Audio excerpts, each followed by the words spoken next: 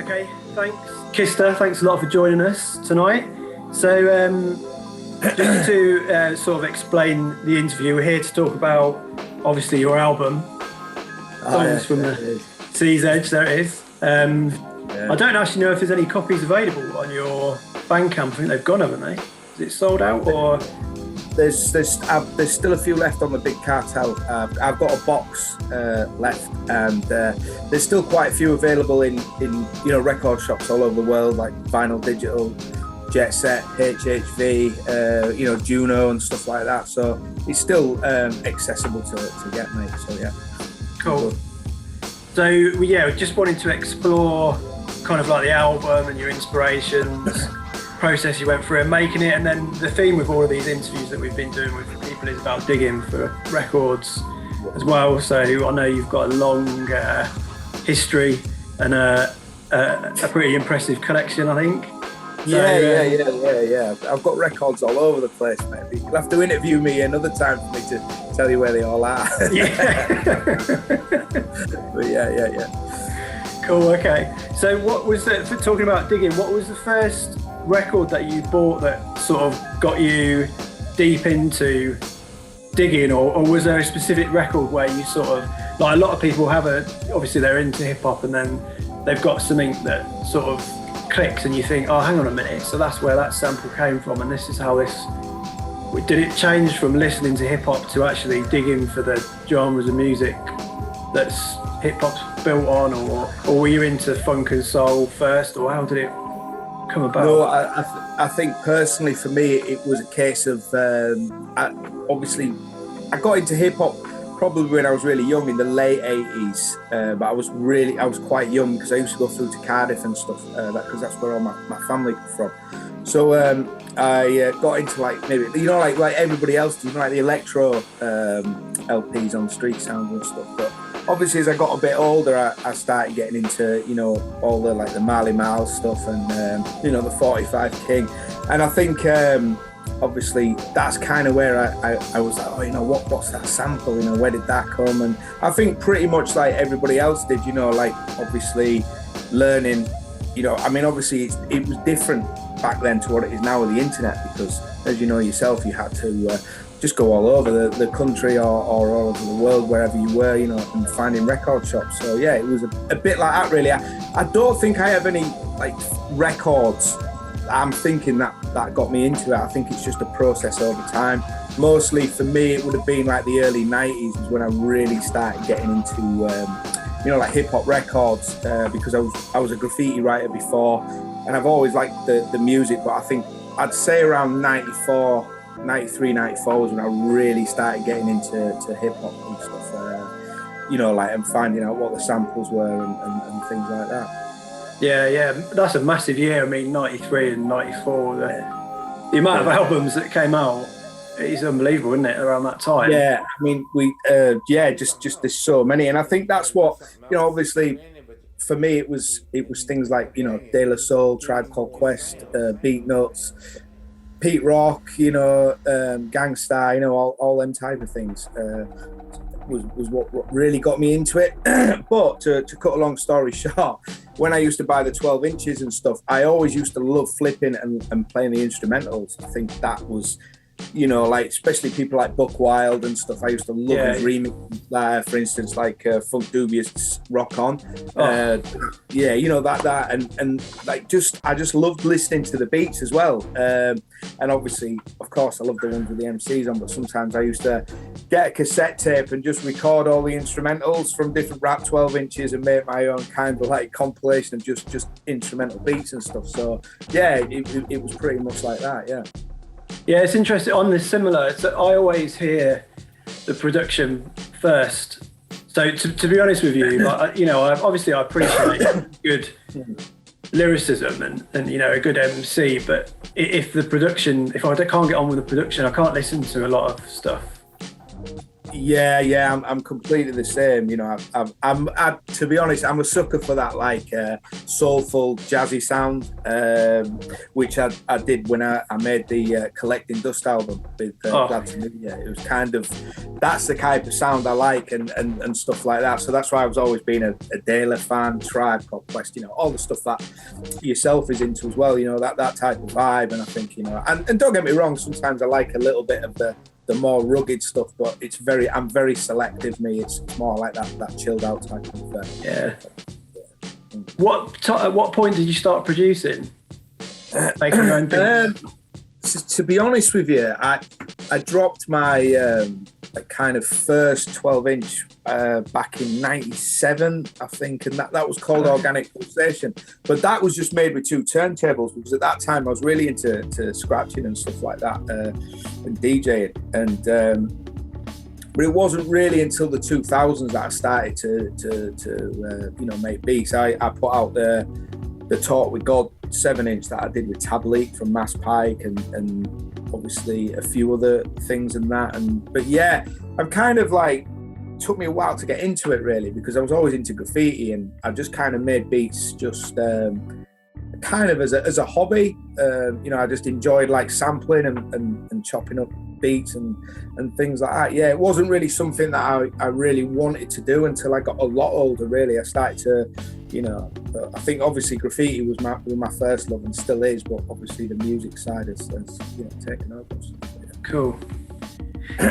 What artist or genre would you say you draw sort of most inspiration from, if there is one? I like obviously hip hop, rap music is my first love. But I think I'm a big sucker for funk 45. I just love collecting them. You know, like I have a bit of a, you know, like I've had about 6 or 7, you know, ordered, you know, bought this week. So yeah, it's become I can't kind of stop. But I mean, I like finding stuff with nice drum breaks and things like that, you know. And to be honest with you, mate, I just like to just listen to them as well, you know, because I DJ a lot. You know, obviously I've DJed all over the place, and I like to DJ, but I also just like to listen to like funk and soul. I think that's the beauty of making hip hop music, is you come across so many artists that you've never heard before. And you might not even sample any of their stuff, but you're like, oh, you know what? I really like this music. So you kind of just, you find all types of LPs and really like, you know, obscure breaks and obscure LPs and stuff. Even though there's nothing on there to sample, it's still like, you know, I really like this LP, you know, just keep listening to it. Yeah, I saw you previewing a few of those 45s on your Instagram story, I think, this week. Oh yeah, I'm a sucker for an Insta story, but well, you know, like records and stuff. But I think what it is what I like about the Instagram stories is that obviously when people view it, you kind of interact, and it's kind of nice because weirdly enough, like last night, 3 people messaged me asking what was that drum break off that record. So I'm not one of them people, so I take a photo of it and send it, and you know, they're like, oh cheers mate, you know. So, and I'm the same when I go on other people's Instagrams and stuff. I'm like, oh, what is that record? You know, I was speaking to Daily Digging earlier about an LP and stuff, and he was like, oh, you know, contact this guy, he might have a copy. So yeah, it's just kind of, that's what I like about social media. You know, you can communicate with people all over the world, and you know, it's great. Yeah, definitely. Cool. When you make music, sort of thinking about the album, is there like a sort of process that you go through, and does it start with digging for a sample or a loop, or does something come into mind, like with the album, with songs from the Sea's Edge? I know that I think some of it goes back some time, or you've had the samples for some time anyway, but what's your sort of process like? Does it start with digging for that initial sort of loop and idea, or? Yeah, I mean, like if I'm just making like something for an MC or something I'm doing like straight up hip hop, I usually just obviously go and dig for records. You know, I've to be honest with you, I've amassed quite a lot of vinyl, you know, over the years. So I'm still going through records that maybe I bought 5-6 years ago that I still haven't really listened to. You know, like cheap records. The songs from the Sea's Edge was a different process to how I usually work, because like you mentioned previous, it was a collection of records. that I'd kind of amassed over, say, 5 years, 5-6 years of samples that I knew wouldn't really work with an MC. But I kind of kept collecting them because I always wanted to make an instrumental LP, but I never kind of got around to the time to do it. And, you know, lockdown kind of changed that. It gave me time to work on the LP and stuff. So yeah, but usually that's how I work, is just listening through records and I'm like, oh, you know, that sounds good. Like most producers or beat makers do, is just I hear it and then I'm like, oh, you know, I'm going to chop that up and, you know, things like that, put it in the MPC or the SP505. But yeah, it is pretty straight up really. The way I work is pretty the same as most producers. Yeah. Cool. What equipment did you use for the album? Is it still, I know you mentioned an MPC, you're still using hardware as your main sort of? Yeah, to be honest with you, a lot of people are shocked. Really? All I used was an MPC, an SP505 and a record player. That was really it. Even to sequence the whole thing? The whole album, yeah. Really? Yeah. It's 100% samples, the entire album. There's no instruments played on it, nothing. Really? Yeah, everything from start to finish. Yeah, because I was going to ask actually, did you play any? Because there's quite a lot of strings and those synth sections. I presumed you played bits of that, but no. What I did was, as we were talking a minute ago, mate, was I just amassed so many samples, and I kind of like, obviously I have an Akai SO1. I don't know if you've ever heard of them. It's an old rack-mounted sampler, and it's absolutely knackered, but the volume switch doesn't even work properly on it. But what's amazing about it is it has a tempo dial on it that slows things down to the point where it's analog and it sounds amazing. Now, if I slow something down in the Boss SP505, it sounds quite digital. There's like a effect. Yeah. But with this, it's just straight, and that's a lot of the samples. What I did with the strings was I would put I'd have one string sample, but I would sample it 7 times and then re-sample it with the different tempos and then put it back into the SP505, and I was almost making myself a little keyboard, but it was just straight sampled from the record. So it was a really painstaking, at times it was doing all things like that. But yeah, it was worth it. Yeah, was most of it made in lockdown? The album? All of it was made in lockdown. All of it? Yeah, the album took about a year to make. Like I said before, I had some of the samples, and I kind of had one track, maybe half done, that I'd made before lockdown, but I didn't really know what to do with it because it didn't really fit into any kind of criteria, like what I was planning to do, because working with the Glad to Meet You next album, which we're working on now, it was kind of, it wasn't really made for that type of thing. So it was kind of just stood alone. And I was like, I really want to do something with it. That's what I kept saying. Right? It was just kind of left there. And I think when lockdown came, I was like, well, this is the time, mate. This is the time to start making it. So, yeah. Yeah. I think it's got a really interesting sound. I think some of it, I don't know if other people have ever mentioned this to you, but this sort of melodic, sort of atmospheric drum and bass, like they used to refer to it as intelligent drum and bass, like LTJ Booker and that sort of thing. A lot of it, a lot of it, to me, actually reminds me of that. That makes me. Yeah. I mean, a lot of people have said, different things in terms of what is weird about it is I spoke to a guy who has a record shop, and he was like, I don't really know what category to put it into. He said, there's obviously bits of hip hop in it, but then it's not really hip hop and stuff like that. So, I never went out to try and, kind of pigeonhole it as any type of music. It was, to be honest with you, David, it was one of the nicest projects that I've ever worked on, because I felt that there was no boundaries.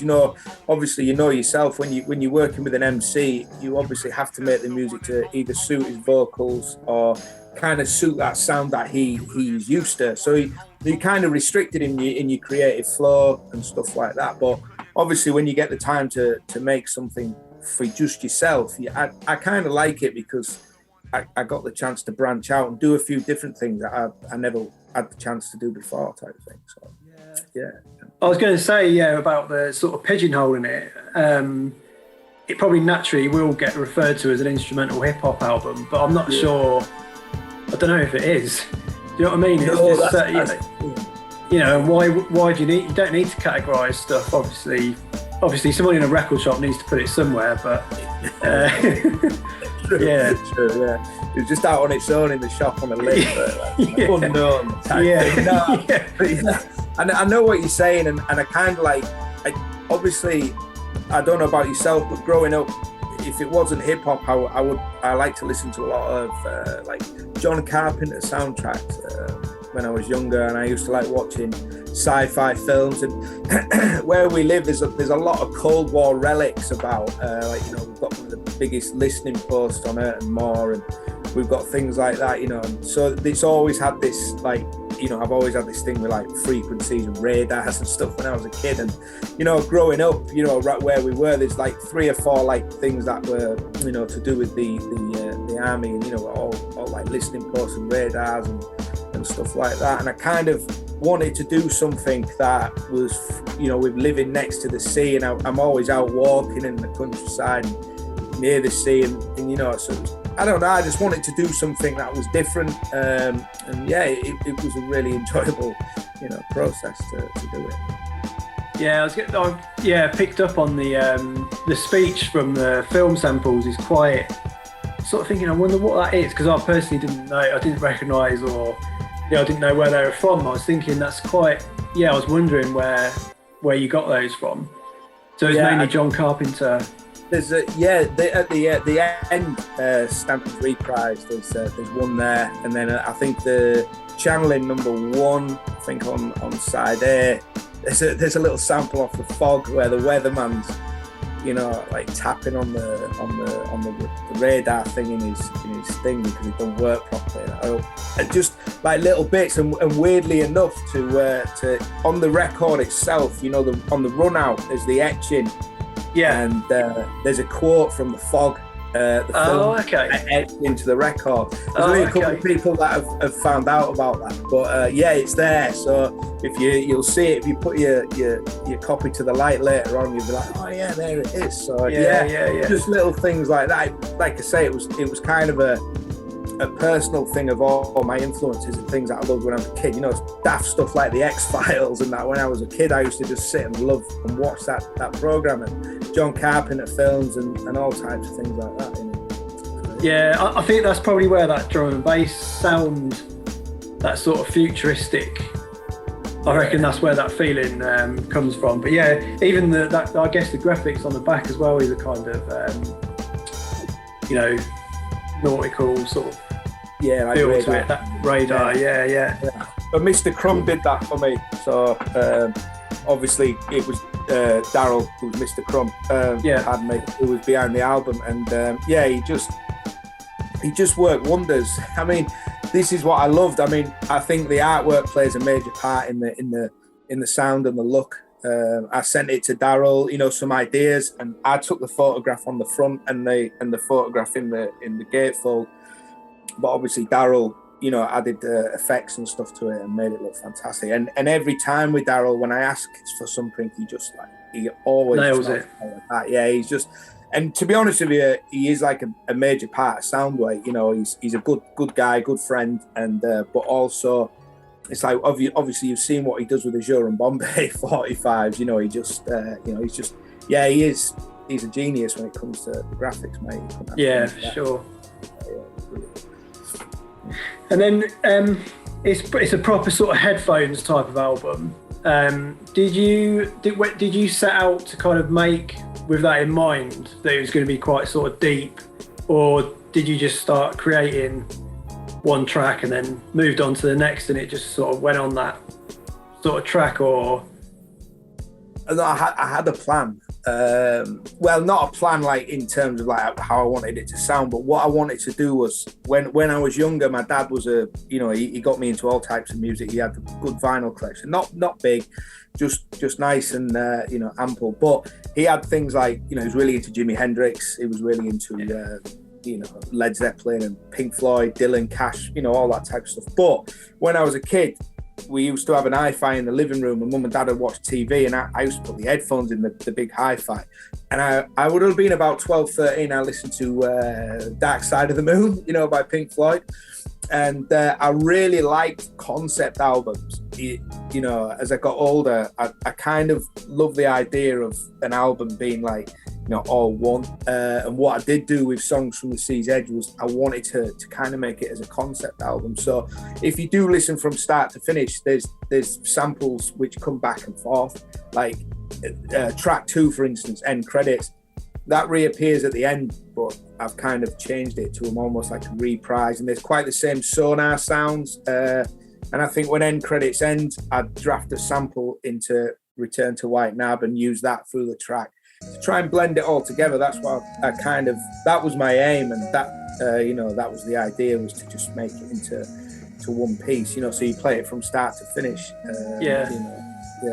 It's interesting because that sort of mentality is almost a generational thing, isn't it? Like experiencing an album as an album, because it's all with digital music. It's like this playlist approach, and I can't. I'm like, nerdy about, even if something's on Spotify, I've got to have the album, and I'd rather listen to the album from start. I can't have a playlist full of like 600. I have got some playlists, but I can't get it. I'm the same. I'd much rather sort of experience an album properly from start to finish. Yeah, definitely, because I think that's the thing with me is I've got my eldest son who's obviously obsessed with Spotify, playlists and that. And for me to say to him, listen to this album, it's quite difficult. And that's not that's a generational thing. That's what life is. But I'm very much like you, and weirdly enough, where you were on about with the headphone music and the like the intelligent drum and bass type thing was, I kind of got back into listening to Photech and stuff during the making of the album. I mean, there's nothing in it that sounds like Photech at all, but I just kind of liked how he kind of made tracks go on a little bit longer. I think nowadays a lot of the instrumental hip hop thing, that the tracks were like 1.5 minutes, 2 minutes long, and for me that wasn't enough time, because I kind of wanted to do a little bit more. I kind of just obviously put the headphones on and just zone out and listen to the album from start to finish. That was the idea. He's amazing. It's modus operandi, isn't it, the album that he did? That's the one. I mean, the stuff he does with drum patterns and incredible. There's an old interview somewhere, and I can't find it, but I think it was when I was younger. I read it in Mixmag or something like that, around that time. And I think I'm not sure if he just used like an Amiga, or remember the old Amiga computer? Yeah, and his hardware was very minimal, and what he did in terms of progression, I mean, every drum was just like, because yourself, a lot of the early drum and bass jungle stuff was just sped up hip hop loops or funk breaks. But I think Photech just took it to another level, with the editing drums and chopping them up. It was like, wow, next level. Yeah, definitely. Cool. So going back to sort of digging for records and stuff, has the internet era sort of taken the buzz away a little bit for you, as opposed to like going to a record shop, or is it the opposite? Do you think it's just made it easier, more accessible? And I'm sure you're on Discogs a lot with those Funk 45s. Yeah. Discogs and eBay, because sometimes on eBay you do find some good bargains, because people just put them in the wrong section. Definitely. It's kind of like a catch-22 thing with digging nowadays. Is I kind of enjoy the fact that I can obviously communicate with people and buy records off them or trade and swap, but I do kind of miss like the traveling. I mean, I don't travel so much now going digging, because obviously I've got so many records, and I do kind of miss like like going through to like Manchester to places like that, like Beating Rhythm and like all over the north of England was where I used to go. But another thing now, Dave, is you can't really find the records you used to find. That I think everything's kind of been cleaned up.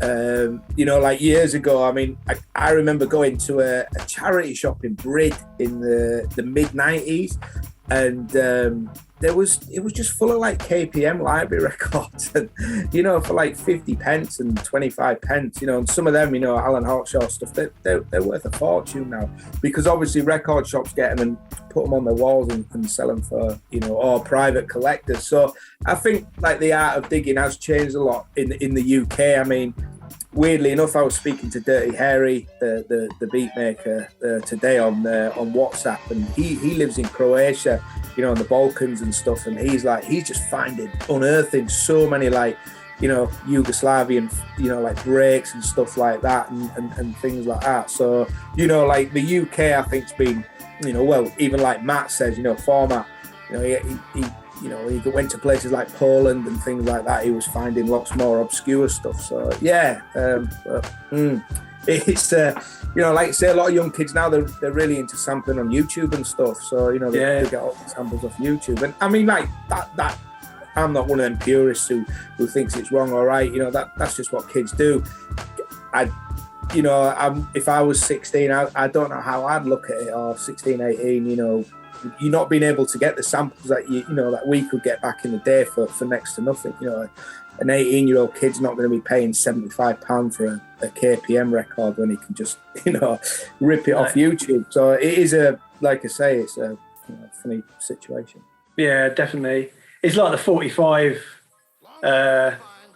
thing with you know, there's collectors and DJs that have got original 45s, and then you get reissue labels that are reissuing them, and they're obviously not pleased about that. But you know, it's like reissuing is making it accessible to DJs that are buying those things for the first time rounds. And it's a similar sort of thing, isn't it? You know, if you can buy a reissue for a tenner or get an original for 80 quid on Discogs, it's just what's accessible at the time. And I've been spoken to Format in an interview about this before, and it's, you know, he's like, in the time he was buying hip hop 45s, I think you could get them in Woolworths for, you know, less than £5. That's just not going to happen anymore. So no, yeah, you are right. Them days are over, you know. And it's weird enough, like you mentioned that. I mean, obviously, like I can't remember when it was. I'd say around 1995. Nobody wanted hip hop on 45, you know, like they were kind of just thrown in the basement bin, as they say. You know, there used to be a shop in Scarborough called Discworld, which was more heavy metal and rock, you know, old school type shop. But it used to have these like boxes of just like bargain, you know, records. So I always used to go in there because you didn't really know much about anything else. And weirdly enough, I found like Ultramatic MC's Give the Drummer Some on 45, which was so sought after. And this is not a lie. I think I bought it for 50 pence on 45. I've still got it. Follow the Leader, you know, by Eric B and Rakim, you know, things like that. You just finding them all the time for very cheap prices, you know. And it's the same with hip hop cassettes, you know, like those early 90s hip hop albums. Now they fetch, you know, like quite large amounts of money, you know, like things like that. So yeah, I think it's definitely changed. And like you were saying earlier, the reissues, I mean, like HHV are reissuing a lot of early hip hop albums as well. You know, I think they've just done Main Sources, Breaking Atoms and things like that. So, you know. Yeah, it's definitely just it's just a time thing with eras, isn't it? It's like even jungle, you know, 90 records that came out, like jungle records that came out in the 90s, that it's going to come round, you know, they're going to go up in value, I think. Yeah. 12-inch singles, because it gets to that period of time where it's thought of as sort of old enough to go up in value. Do you know what I mean? The same thing will happen there. Yeah, it's a bit like I don't know how to word it right, but it's a bit like obviously you know, maybe going back 10, 20 years ago, the Northern Soul Collective, that was quite the sought after market, you know, in terms of vinyl. That's where all the expensive ones were. You know, all the Northern Soul heads were selling them, you know, £1,000 records and stuff. But it's kind of happening now with hip hop. You know, like a lot of the hip hop 12 inches that were, you know, you probably know yourself, like you could maybe pick up for like, you know, £2-3 in the mid 90s, and now worth like £200-300, you know, maybe even more. And that, I think like hip hop will be like the next, you know, like Northern Soul type thing, where over the next 20-30 years, collectors of say our age are still looking for, you know, like rare hip hop records, and the value, it just seems to be going up and up and up. So, yeah. And then it's when the artists like suddenly pass away. Like you look at what happened with MF Doom, and then rightly or wrongly, probably wrongly in my opinion, but then all of a sudden a copy of Mad Villainy. I mean, I don't know how much you'd pay. I know they reissued that recently, but on Discogs just absolutely skyrockets, doesn't it? Anything with his name on is just like gold now. Yeah, I mean, and I think we live in a really different world now to how it used to be. I feel like, you know, obviously when MF Doom passed away, you know, and I'm a big fan of Doom, you know, always have been. I just love his stuff. But there was a lot of like, you know, people on the internet, you know, doing like things, selling stuff, making their own like beat tapes and stuff, and you know, like, I think that's what it's like now, you know, like the social media thing has created you know, like an almost like a different way to how maybe like people our age kind of see things, you know, like young kids. I think like, how can I word it right, is I think like music has become a lot more disposable. You know, I think people just want that quick thing, you know, there it is. Like I find like, and this is not criticism, this is just the way it is, you know, I'm not here to say what's right or wrong, I'm just you know, it's just me. But like a lot of beat makers nowadays, it's all about, you know, how many beats they can make, you know, it's just churning them out, where I'm kind of like a little bit different, is I like to take my time on stuff. You know, I don't have to, you know, show it all over social media. You know, I like to, you know, like a lot of people like to make videos of them, you know, making beats, pressing buttons, you know, and that's what it's like nowadays. That isn't a criticism at all. You know, that's their thing. You know, when I was younger, you know, when I look at the things I did, you know, people from a younger generation wouldn't be doing what I did. So it is life, it's what happens. But, you know, Matt, it's how you know, it's like social media. You know, I was speaking to somebody the other day about how I used to promote my first record to how it is now. You know, you just used to send a promo sheet with the record in and post it to a magazine and just hope, you know, that you got a review to try and sell some records, or a distributor and take your music on, you know, to where it is now. People can be successful on their Instagram just by, you know, marketing their own music on their own, you know. So, you know, there's pluses and minuses with everything, you know, in terms of the way you go about, you know, with things with music and that. So it's definitely a different like you said, a different world, and you've got to be, I guess you've got to be savvy with social media and stuff, haven't you, to a certain extent, to keep up with. You'll always have your core of people that are going to buy a record, but then you need to do you've got to try and reach a certain amount of other, I know, new audience or another part of the audience. And then the digital thing as well is there's a lot of DJs that use Serato now, aren't there? So some people they'd rather just they'll pay £1 for a digital single or whatever it costs, and then they won't be worried. And then there's other people, as you were saying, maybe of our generation, that just prefer that physical copy. Yeah, and that is like a generational thing, you know. But I mean, like in saying that, you know, like today, I feel like a lot of kids have got like, you know, they do have a lot of drive. You know, you see it in the way they're like marketing themselves. You see like an 18-year-old kid who's got his MPC and he's making beats. I mean, when I was that age, man, you know what I mean? I didn't have that kind of, I was just getting stoned, man, and, you know, and just spray. But, you know, it's completely different. I feel they seem a lot more confident, and, you know, like, I mean, I'm not one of them purists. I'm not one of them old school heads who's like, oh, you know, it was better in our day. Times change, and you know, that's the way it is. And you've kind of got to, like you just say, you got to keep your core market.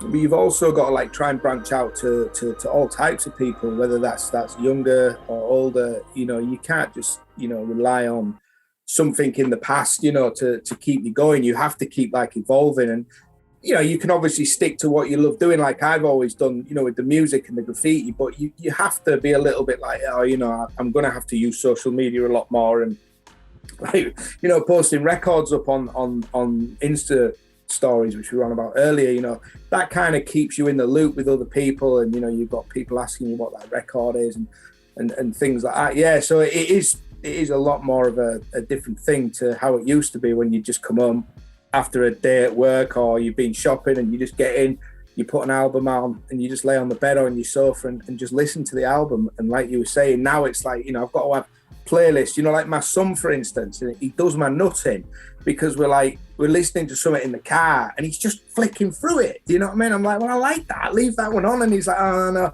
But it's almost like, that's the generational thing. It's just like flick, flick, flick, you know, and I'm like, you know, like, can't we just listen to the album, you know, from start to finish? But I suppose that's how we were brought up. You'd only have maybe one album that you bought in 2 weeks and you'd keep playing it, you know, where kids now have the access to every album under the sun on Spotify or Apple or whatever they use. So yeah, times have changed, man. Definitely. Yeah, it's just a different way of consuming music, isn't it?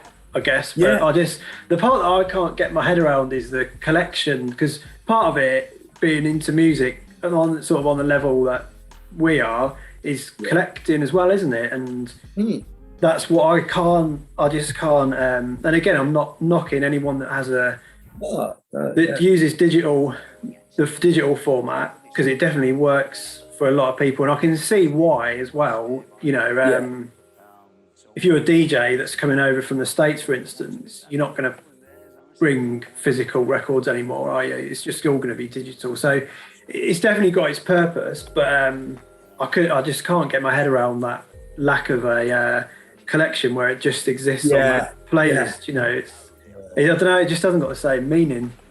I'm kind of with you on that. And then I'm also like, the way I see it is, for instance, if like, I always like to buy records, and I like the feel of them, you know, you open them up, that, you know, pulling the wax out, you know, and it's you know, that static on the sleeve and stuff. But I suppose, like, another thing with me is, like, people ask me, you know, like with Spotify and all these other digital things, what I think of them. And I'm like, the way I see it is, I've always thought like music is universal, you know, anybody can listen to it. And if a 15, 14-year-old kid who, say, comes from a household with not much of an income and can't afford to buy these things, then if it's on Spotify and he can zone out to, say, collecting dust, then that makes me happy, because I get the, you know what I mean? It can be, everybody can listen to it.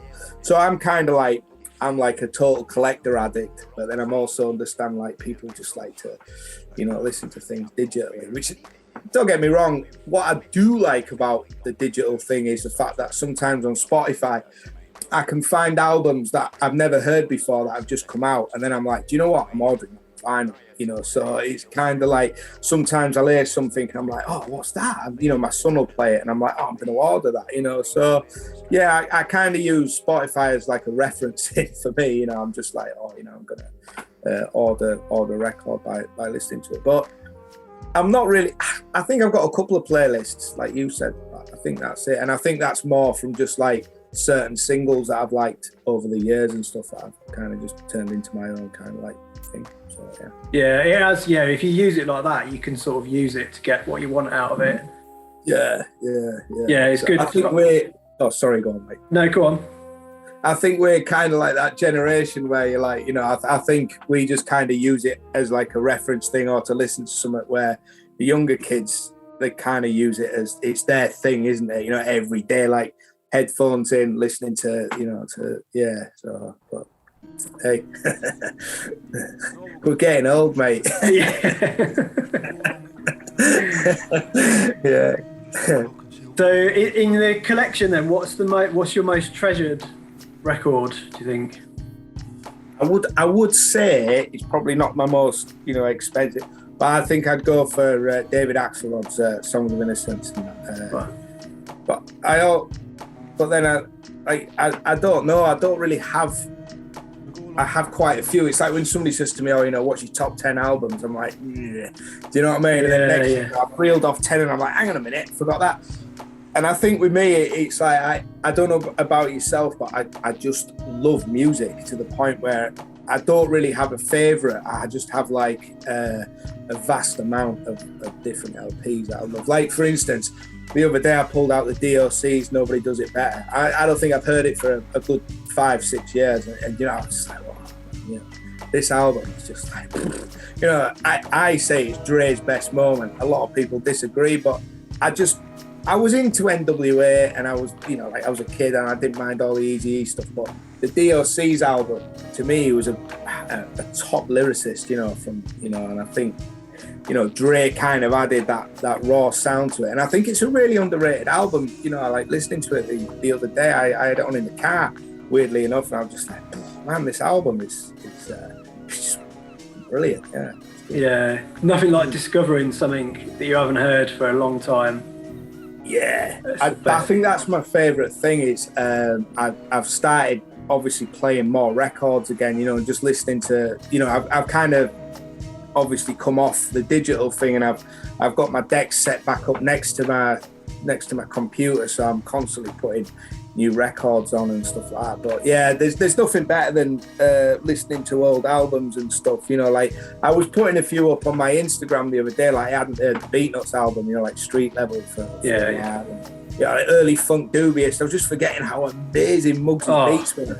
And man, amazing. You know what I mean? Yeah, you're just like, wow, you know. So yeah, it's there's obviously I could talk for hours about it, but there is, like I say, I think that's the bit. Even at my age now, I'm still either discovering new music or I'm rediscovering old albums and thinking, man, you know, why didn't I play this? You know, again, you know, I played this for like 10 years and stuff like that. But yeah, you know. What genre makes up the biggest, like the bulk of your collection, do you think? I'd say rap. Is it? I was a really big collector, especially in the late 90s. Like I just was buying it all the time. You know, every time I got paid, 90% of it was going on vinyl. You know, I used to go through to York to Def Charge Records, which was on Gillygate in York, and they always used to have like all the new hip hop in. So you know, like stuff like Fondlem and, you know, all the Raucous and Pan Mate and stuff like that. So yeah, it was. I'd say that, but I'm catching up, I think, now with the funk, you know, especially the 45s and stuff. Of kind of, and I think that's the beauty of, we were saying earlier about hip hop music, is the fact that you get to branch off, because you're like, oh yeah, who sampled? What was that sample? And stuff like that, you know. So, but yeah, that's kind of what I'm like. Yeah, cool. And what projects have you got? What are you involved in at the moment? What have you got coming up? I'm working on the new Kista and Glad to Meet You album. We're not far off. We've just seemed to just stop and started. You know, like Glad's had stuff to do, I've had stuff to do, but we're nearly there. And to be honest with you, we've just got two. Well, we've done one track with somebody I've always admired since I was a kid. Probably a rapper he's definitely in my top 5, and then we've just done another one with somebody like who is like hip hop royalty. So yeah, we've got 2 of my favourite MCs on. I can't say out yet, obviously. Oh, okay. But yeah, and it's sounding really nice. The track I've just done with Glad and this other MC is like, yeah, one of the best beats I've kind of made, and you know, it's really nice, and, you know. But yeah, that album we're hoping to get finished by about May, June time, and then get that sent off to the pressing plant. But I can't honestly see it coming out till maybe early next year with the delay with the pressing plants. I'm working on I'm dropping a cassette in a couple of months, which is basically all my old 45s, tracks I've done with Tablet, Capo, and things like that, because I wanted to put them onto like streaming platforms like Spotify, but I really can't be bothered to just upload them one at a time. So what I'm going to do is make like an LP of like 45s, rarities and remixes. So it's just a collection of some of my 45 by DJ Drinks, Evil Ed, Dirty Harry and stuff like that. So there's going to be a lot of, you know, new stuff on it as well. So that's going to drop on limited cassette also. I'm working on a beat tape for Hip Dozer, the French label, which should be dropping this year, and I'm doing a few remixes as well. Hopefully one for JJ Whitefield from Poets of Rhythm and things like that. And I think that's kind of it, mate, for this year. It'll keep me busy, and obviously I've got stuff with the graffiti, you know, things to do with that as well. So yeah, it's going to be a busy year. Cool. When was Collecting Dust? What year did that come out? 2015. 2003. So yeah, sort of 7 years on. Yeah, and it's obviously what happened was it kind of made it. I mean, when we dropped it first, we pressed up, I can't remember, 300 copies, I think, and it sold out really quick. And then kind of like it did really good. Everybody loved it, and it kind of disappeared a little bit. And obviously HHV were like, "Can we put it back out?" And we were like, kind of like, "Yeah, if you want." And they dropped in 2020, I think, January.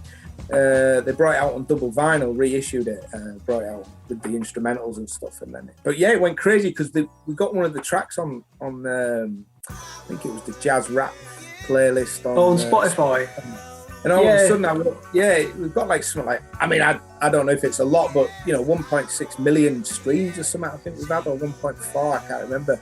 So yeah, it just kind of blew up again, and everybody was like, you know, kind of had a second wind. It did. So yeah, but this one's a little bit different to the last Collecting Dust. It's a lot more.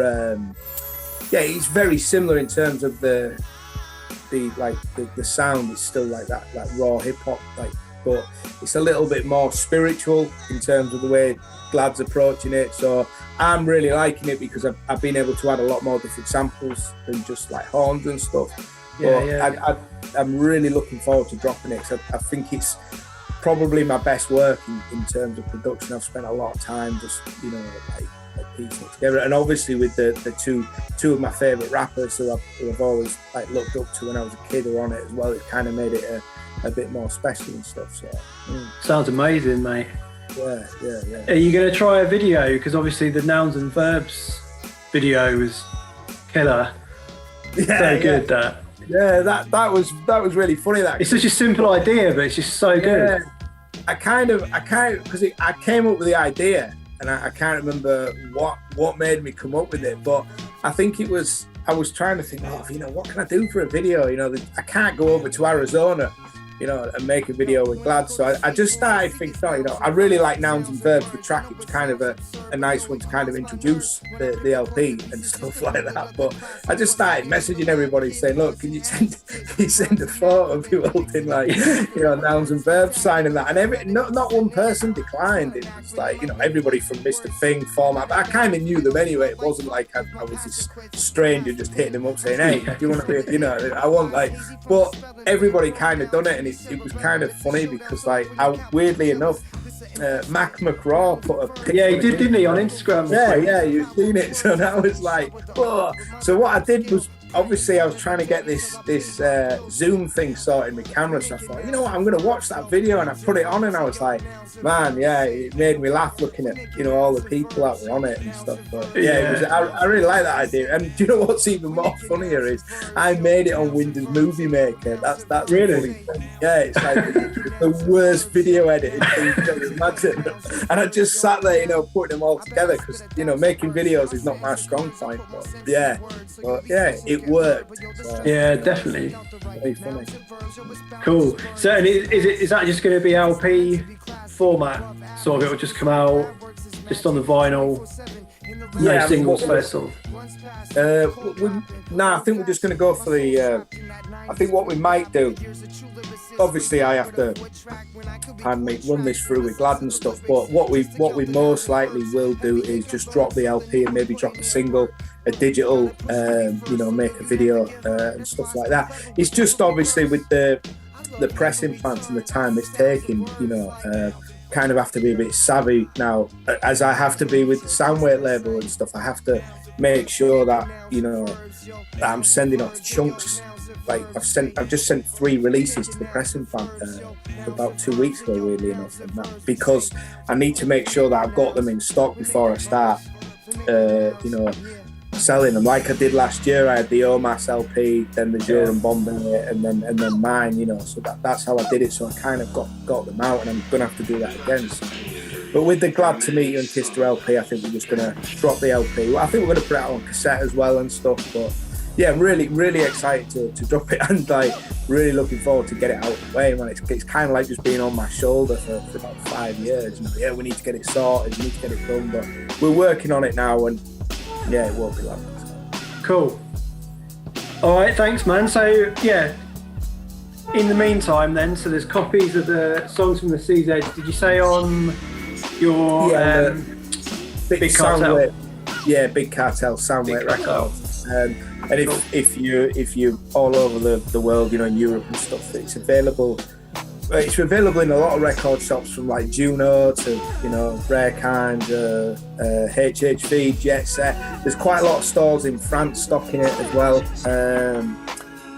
So yeah, it is available and stuff. But if you don't buy record, it's available on Bandcamp, or it's also available on all streaming platforms and stuff like that. So, cool. Yeah. And where's the best place for people who are watching this to follow you? Is it Instagram or? Yeah, probably Instagram. That's kind of where I'm the most active, and you can join in on my Insta stories. Yeah. It's worth it. It's worth it for those drum breaks. Yeah.